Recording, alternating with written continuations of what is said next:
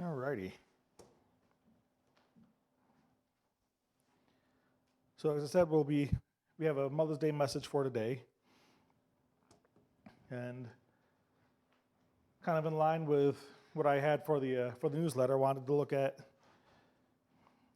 kind of from an honoring standpoint, but also just to look at a few examples. So Exodus chapter 20, verse 12, that is our fifth commandment. It says, "Honor your father and your mother, that your days may be long upon the land, which the Lord your God is giving you." It's the first command with a promise. To honor means to make honorable, obviously to honor, or to glorify. So it's our responsibility as children of mothers or as husbands of mothers to do what we can to honor our mothers, to glorify them, to make them honorable. That means if I go out and do all kinds of terrible things, that's not bringing much honor to my parents, to my mother. So when I'm out and I'm doing things, I should keep that in mind. I should keep in mind how is that going to reflect upon my family, upon my mom. And so, in line with that, I want to say thank you to, and I have my mother-in-law Kim, my wife Jolene, and my mom Donna. All three I'm lucky to have here with us today. And all three have made sacrifices in order to make my life better. And I am grateful for that. So our first example we're going to look at is Lois and Eunice. That is a grandmother and a mother to Timothy. Timothy was one of the well-respected apostles, one of the guys that Paul really, really liked. And Paul gives a lot of credit to his mom and to his grandma for the man that Timothy became. In 2 Timothy, I keep on calling it first. 2 Timothy chapter 1, verses 3 and 5, Paul writes to him and says, "I thank God whom I serve with a pure conscience, as my forefathers did, as without ceasing. I remember you in my prayers night and day." So he thanks God for Timothy. Timothy is an important person to Paul. He says, "When I call to remembrance the genuine faith that is in you, which dwelt first in your grandmother Lois and your mother Eunice, and I am persuaded is in you also." So Paul looks at Timothy, this great man of God, this great apostle, not really apostle, but disciple, this guy who has been a great help to him. And he gives honor to Timothy's mom and his grandmother for being the people who shaped him. They say becoming a parent is a lifetime commitment. And as we can see here, it really is. Your children are your children, whether they're adults or not. And then when your children become adults and have their own children, you lean in and you start helping out with the grandchildren as well.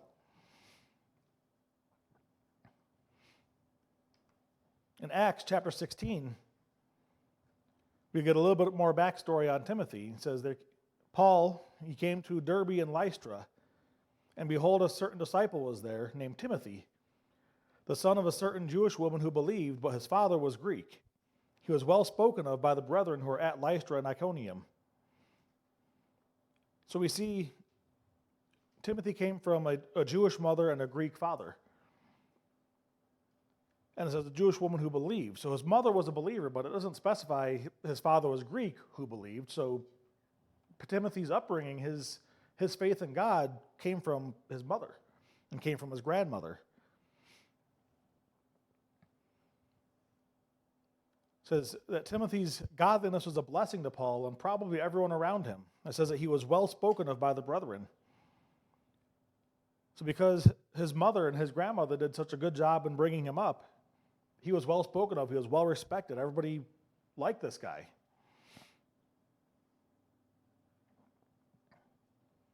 We're going to look next at Hannah, the mother of Samuel. Little backstory on her, she was one of two wives of Elkanah. And Elkanah's other wife had been having kids, no problems. Hannah had no kids, And this was a point of contention. The other wife was always taunting her, always making fun of her, making her feel bad, to the point where she was desperate for a child, and she was, she had no kid, and she was desperately weeping. 1 Samuel chapter 1, verses 10 and 11, it says, she was in bitterness of soul and prayed to the Lord and wept in anguish. In these days, your ability to produce a child, especially a male child for your husband, was a big part of how you were, whether your valued as being blessed or not. And so just on that alone, she was feeling bad. But then it didn't help that the other wife was being a jerk and was always taunting her and making her feel even worse. And so she's in bitterness of soul and weeping in anguish while praying to the Lord. And she made a vow to him and said, O Lord of hosts, if you will indeed look on the affliction of your maidservant and remember me, and not forget your maidservant, but will give your maidservant a male child, then I will give him to the Lord all the days of his life, and no razor shall come upon his head. So she's begging God for a son. And you might look at that and say, yeah, she begged God for a son and said, oh, if you give me this, I promise you I'll dedicate him to you for life. And you think, well, if you've ever watched The Simpsons, you've seen Homer pray to God, like, if you get me out of this, God, then I promise I'll turn over a new leaf and this and that, and then he gets out of it almost immediately. Says, oh, never mind. You might think this is just a desperate prayer, a rash oath, but no, she actually meant it because she was a good woman, a good mother. She loved God enough, loved her son enough that she wasn't going to back out on a promise that she made to God over him. And so in verses 26 through 28, we see she goes back to the temple to where she had seen the high priest. And it says, because he saw her and thought that she was drunk, and she was praying under her breath. He thought, this woman is drunk and mumbling. She comes back and says, oh, my Lord, as your soul lives, I am the woman who stood by you here praying to the Lord. For this child I prayed, and the Lord has granted me my petition, which I asked of him. Therefore I also have lent him to the Lord. As long as he lives, he shall be lent to the Lord. And so they worship the Lord there. She asked God for a son. God gave her a son. And she kept her promise. There'd be no blessing involved if she promised God, if you give me a son, I will give him to you for his whole life.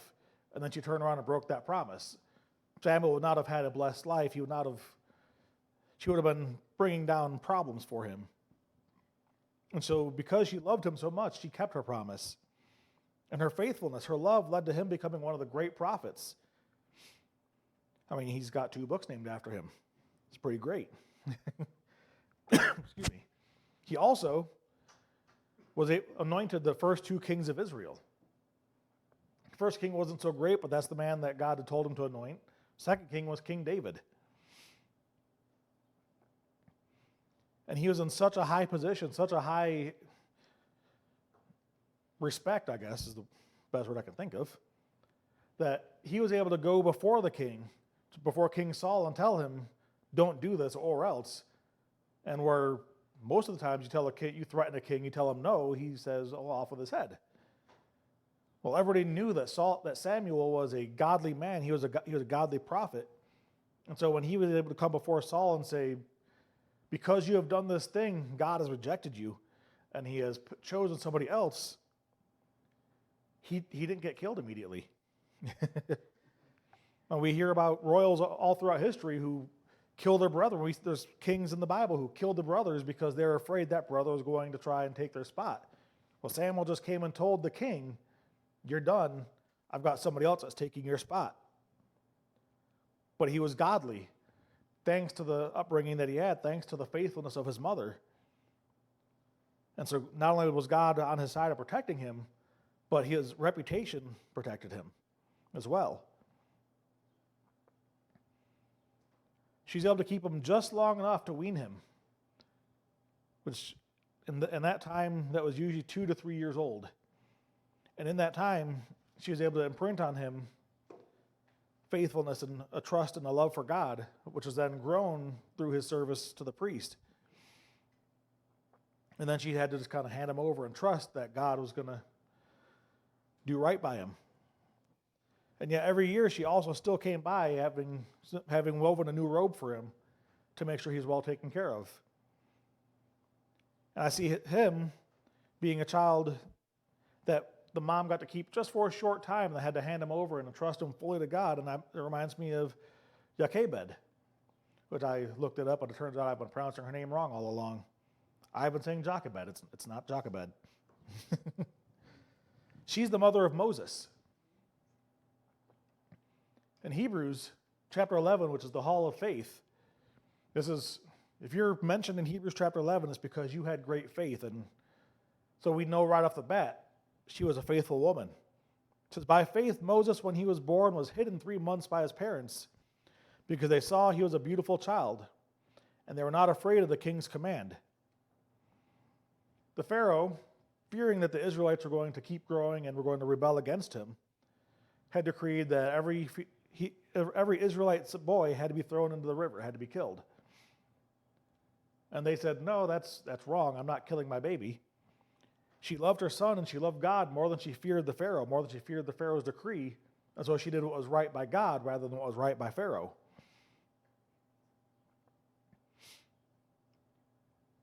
But at the same time, she couldn't just keep him. Because if she kept him, it would be pretty obvious that she'd had a son who was of the age that was supposed to be thrown in the river. And it would probably lead to the death of her, not only her son, but her and her whole family.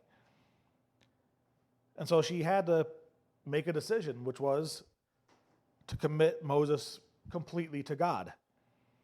And honestly, it's an insane plan if you look at it from the world standpoint. Like, her plan was, I'm going to make a little boat out of reeds, cover it in tar, stick my kid in it, and kind of push him down the river and hope for the best. And we would see that today and say, that's a terrible mother. How could you just toss your kid in the river in a boat and think that's better than, giving him at least a quick death if you had to kill him? But it was because she trusted God. She knew that this was not going to work out unless God is in it. And so she committed him to God's hands, and God provided. Pharaoh's daughter happened to come across him. And you would think, even then, that's like the worst possible person. Pharaoh's daughter, the daughter of the guy who said that all these Israelite kids have to die. And she finds him.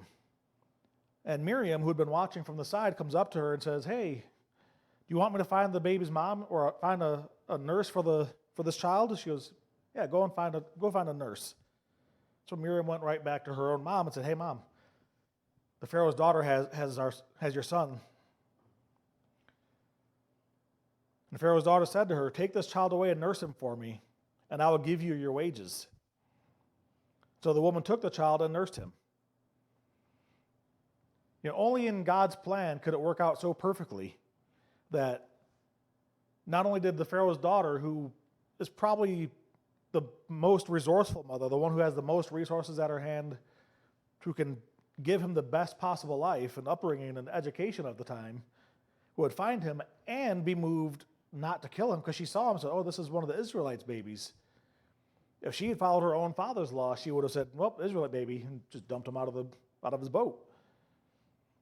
But she saw him and she had compassion on him. And sometimes I think about that, and I feel like she doesn't get quite enough credit for that, because she went against her father as well. She took in this child that should have been killed, took him into the palace where the guy who wanted that child dead lived, and stood up and said, no, this is my kid now, and raised him as her own son. Again, that's a mother's love. Even though the Pharaoh and his family are kind of the enemy here, we see a mother's love even in his daughter. But in the time that Moses spent with his mom being nursed and before he was weaned, we know that he must have gotten some pretty in-depth lessons on his history, on who he was, on his people, and on God. Because even though he was raised in the palace as an Egyptian, he had a love for his people and a love for God. In Exodus 2:11, it says, now it came to pass in those days when Moses was grown, that he went out to his brethren and looked at their burdens. And says out to his brethren, he knew that these were his people. And he looked at their burdens, and he saw an Egyptian beating a Hebrew, one of his brethren. He had been raised as an Egyptian, but that time with his mom was strong enough that she imprinted on him who he really was. And in that moment, he went and he killed that Egyptian in defense of a Hebrew, in defense of his people. Now, could he have handled that better? Probably. But it shows where his heart was. He loved his people. He loved God's people, even though he hadn't been raised with them, because his mother had done such a good job, had instilled in him those values as a child. Solomon wrote in the 22nd proverb, "Train up a child in the way he should go, and when he is old, he will not depart from it." If we're honest, between mothers and fathers, who spends the most time with the children, especially in their young age? It's generally the mothers. And so I read a quote from somebody that said, "A father may have the authority in the home, but the mother has the influence in the home." Or as the old Greek saying, you may be the head, but I'm the neck, and I turn the head any which way it goes. The mother has the influence. She raises the kids for the most part. And so that's why it's so important to be a good mother, to have a godly mother. Because with all the time that you spend with your children when they're young and as they're growing up, you impart on them what's going to bring them up, what's going to train them for how they're going to live as they get older. Sometimes we go astray here and there, but if we've had a good upbringing, we come back to that as we get older.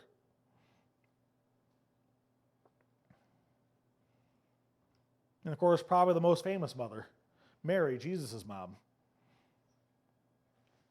Her time as a mother was amazing and blessed, but also pretty sad. Because from the get-go, she knows what lies in store for her son. But we see a picture of the heart of a mother when Simeon blessed them and said to Mary, his mother, "Behold, this child is destined for the fall and rising of many in Israel, and for a sign which will be spoken against." So he's going to have great influence in Israel. He's not going to be just any kid, because obviously he's Jesus. "And for a sign which will be spoken against, yes, a sword will pierce through your own soul also, and that the thoughts of many hearts may be revealed." So he prophesies that Jesus is going to have huge influence, but he's also going to have a not so great end. And when he suffers, it's going to be like she got stabbed through the heart herself. Because any mother who's watched her child go astray or has watched her child suffer through anything, whether they deserve it or not, obviously Jesus didn't deserve it, but whether your kid was doing wrong or not doing wrong, and you see your kid suffering, any mom here will probably attest to the fact that it hurts. I don't like seeing my kids go through bad things, but I know it affects Jolene a lot more than it does me. Because as the mother, that is your heart. Your heart is for your children. In John 19, while Jesus is on the cross, an example of the impact that Mary had on Jesus. Because yes, he is Jesus, he is our Lord, he is our Savior, he is far above all of us when it comes to love and compassion. But one of his last acts, while he was on the cross suffering just before he died, was to speak for his mother, to take care of his mother. So there stood by the cross of Jesus, his mother. And she, even though probably that's one of the last things you'd want to see, she couldn't abandon her son in that most trying moment, in that worst moment of his life. She had to be there for him. There stood by the cross of Jesus his mother and his mother's sister, Mary, the wife of Clopas, and Mary Magdalene. And when Jesus therefore saw his mother and the disciple whom he loved standing by, which is how John refers to himself usually, he said to his mother, "Woman, behold your son." And then he said to the disciple, "Behold your mother." And from that hour, that disciple took her to his own home. Now, he's not saying, woman. You know, that actually be seen in the same line of respect as referring to someone as sir or ma'am. Saying woman or man to them would be sir or ma'am. And he's not saying, look at your son, as in like, look at me up here. Look, behold what's happening to me. He was saying, look to your left at John. That's your son now. John, look at your mother. That wasn't his mom. They weren't related in any way. But Jesus knew the rest of his siblings weren't believers yet. And John had been faithful, and John was a faithful believer. Jesus might have also known that John was going to be the only one of the disciples to live and die of old age rather than being killed. John, I'm pretty sure they said actually outlived all of Jesus' siblings even. So from up there on that cross, Jesus is saying, John, I know you're a good and righteous man, you're godly, you are a believer, take care of my mother. Treat her like you would your own mother. And John did. Because a mother holds a special place in the heart of her children.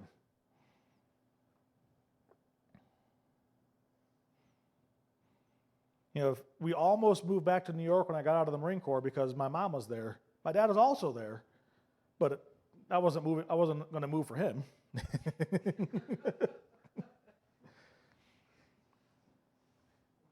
But we stayed out here because Jolene's mom is here. And I'd already been separated from my mom for a while in the Marine Corps, whereas Jolene, she wasn't quite ready to be separated yet. But Jesus made sure he didn't try to take care of his siblings. He didn't try to worry about any of his other disciples, any of the people that followed him. Take care of my mom.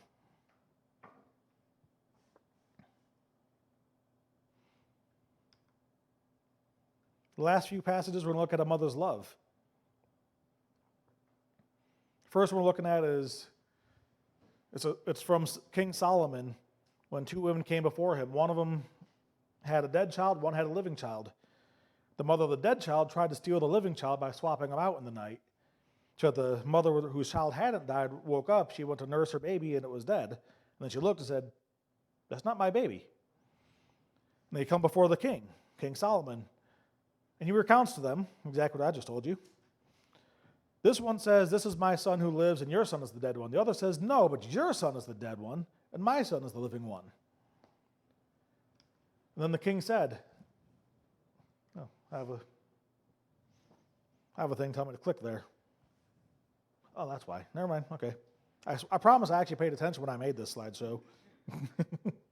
Then the king said, bring me a sword. And so they brought a sword before the king. And the king said, divide the living child in two and give half to one and half to the other. And you say, that's pretty brutal. What kind of a monster was Solomon? He's going to split a child in half. Like, who wants half a kid? Nobody. But he knew. He knew what the heart of a mother was. He knew that this would give away the true mother. And the next passage here, we see it. The woman whose son was living spoke to the king, for she yearned with compassion for her son. She said, my lord, give her the living child, by no means kill him. But the other said, let him neither be mine nor yours, but divide him. Because that wasn't her kid, so her kid's already dead, so what's another dead kid to her? So the king answered and said, give the first woman the living child, and by no means kill him. She is his mother. Solomon was one of the wisest men who have ever lived. When God said, ask me anything that you wish, and I'll give it to you, he didn't say, give me wealth, give me riches, give me power and authority and fame. He said, no, give me wisdom. Which we can kind of look at and say, maybe he had a good mom too. His mom was actually Bathsheba. But he knew that the heart of a mother would not allow her to stand by and allow harm to come to her child if she had a means of stopping that. Even if it meant she didn't have the kid anymore, at least the kid would be still alive. And so he chose a rather harsh means of proving that point, but he knew he wasn't going to have to kill a kid. He knew that the mother would step up and say, no, don't kill him, just give him to her.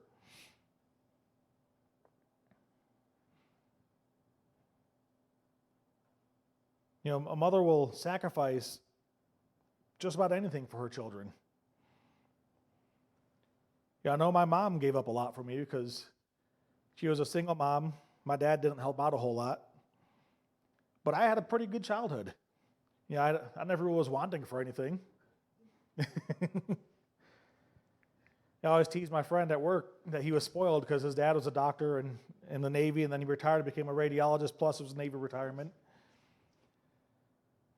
But I was pretty well taken care of as well. And I know, talking to Jolene and Joshua, it was the same with Kim. She used to work multiple jobs to take care of them. Thankfully, it never came down to either of our moms having to decide whether or not to give us away to someone else to save our lives, but a mother will sacrifice for her children. A mother will also stand up for her children.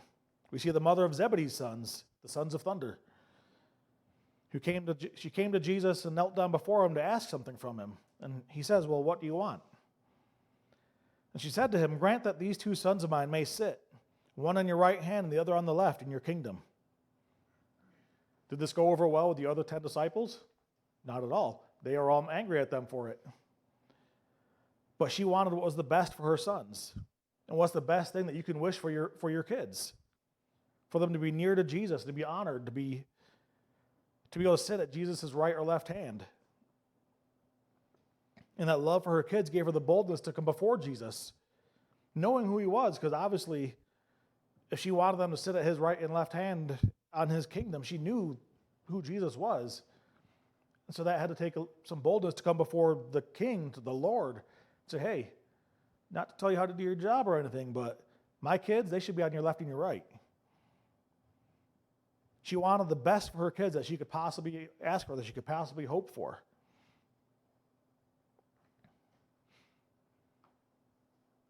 And when I look at my mom, when I look at my wife, when I look at my mother-in-law, I see the same thing in them. Even growing up, even with Jolene and I with our own kids, they've gone out of their way to assist us, to help us, to make sure that we had the best things that we could get, that we were well taken care of, even though we're both in our 40s now and have a grown child ourselves.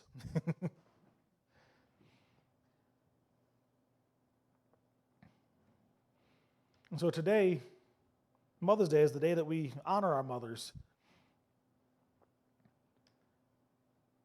We need to, let them take the day off, rest, relax, just hang out. Kids, take care of your mothers. Don't let them work today. They work enough.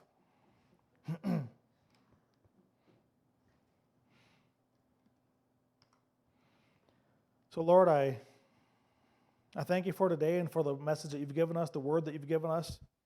I thank you, Lord, for the example that you've given us through your word of a godly mother and the example that you've given us in our lives of our own godly mothers. And Lord, I pray that you would just bless our mothers today and going forward to help us to do our best to honor them in all of our ways as we would honor you, Lord. I pray, Lord, that you would help us to be an example and a good witness and a testimony to the people around us. That you would keep a hedge of protection around us as we go out this week. And Lord, that you would bring us back here again safely next week. In Christ's name we pray. Amen.